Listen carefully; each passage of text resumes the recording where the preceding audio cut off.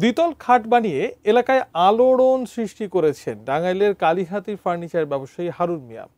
খাটটির দাম হাঁকা হচ্ছে 5 লাখ টাকা। তার এই খাটটি দেখতে বিভিন্ন জায়গা থেকে লোকজন ছুটে আসছেন ফার্নিচারের দোকানে। কেউ কেনার জন্য দাম করছেন, কেউ আবার ঘুরে ফিরে দেখছেন। টাঙ্গাইল প্রতিনিধি খায়রুল আজিম মিল্টনের পাঠানো তথ্যচিত্রে ডেস্ক রিপোর্ট দেখুন।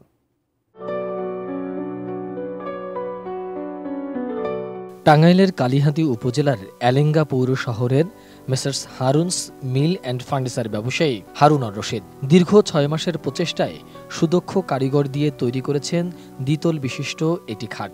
এতে ব্যবহার করা হয়েছে সেগুন ও আকাশমণি কাঠ।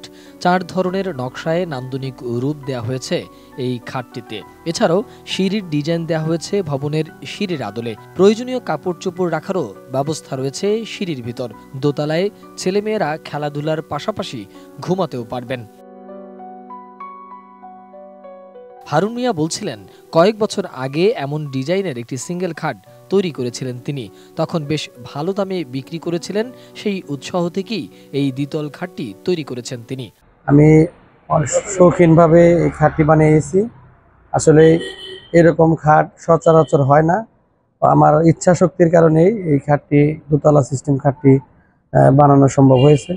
খাটটি আমরা আকাশমণি প্লাস সেগুন দুইটা মিক্সডে বানানো হয়েছে। সিঁড়িটা ওয়ার্ডরোবের মতো ডয়ার আছে। মোনালিসা হেভি ফ্লো 15 পিস প্যাকেটের সাথে 8 পিসের একটি প্যাকেট একদম ফ্রি। আমরা এই খাটটি কারুকাজ করেছি পাবনাই মিস্ত্রি। ইচ্ছা এটার দাম হয়েছে আপনার 2.5 লক্ষ টাকা। আমরা দাম চাইতেছি 5 লাখ।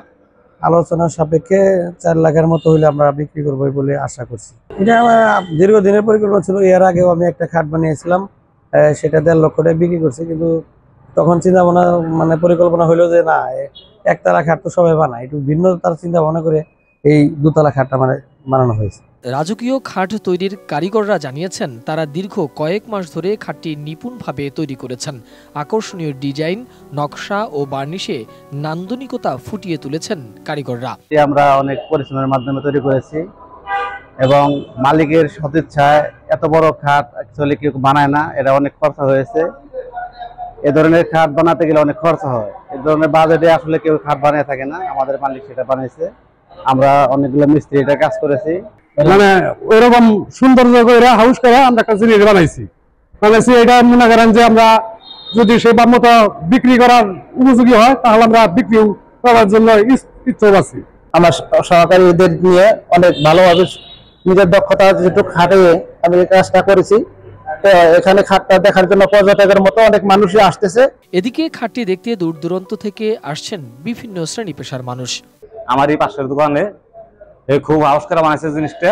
2,60,70 পর্যন্ত দাম হইতেছে এবং 4 লাখ 4.5 লাখ বলে ছাড়বো।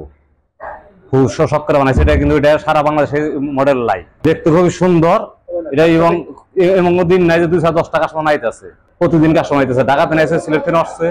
অনেক শখ করে এটা বানাইছে, বিক্রি করার জন্য বানাইছে। আপনার এটা হলো অনেক জায়গা থেকে আসতেছে, ওই কাস্টমার আসতেছে। হ্যাঁ, খাটের ডিজাইন তো সুন্দর। বা হলো এটা তো প্রায় 6 মাস এটা হলো 4 জনে কাজ করছে। সে অনেক বিভিন্ন জায়গায় থেকে দূর দূরান্ত থেকে মানুষজন এসে খাট দেখতেছে। ডিজাইন অনেক সুন্দর হয়েছে। অনেক আপনারা বাস্তব প্রমাণ দেখবেন। হারুন মিয়াকে সব ধরনের সহযোগিতা সহ নানা উৎসাহ দেওয়ার কথা জানালেন প্রকৌশল শ্রমিক ইউনিয়নের নেতারা। নির্মাণ প্রকৌশলের সাথেই জড়িত এই শিল্পটা। এখানে আমাদের শ্রমিকবৃন্দ যারাই আছে তারা পরিশ্রম করে এই ডিজাইনগুলো করতেছে এবং বানাইতেছে। আমাদের পক্ষ থেকে সহযোগিতা থাকবে যে ভালো আরো কাজ জানি আমাদের শ্রমিকরা দিতে পারে, আরো ভালো পজিশনে জানি আরো যাইতে পারে। এই দেশের এটা একটা ঐতিহ্য, একটা খাট। এই ধরনের আরো মূল্যবান কিছু আমরা আমাদের শ্রমিকদের আমরা বানাইতে আরো জানি পারি। এই শ্রমিকদের দিয়ে এটাই আমাদের কামনা। মোহাম্মদ সোহাগ বিশ্বাস, ডেস্ক রিপোর্ট, এটিএন নিউজ।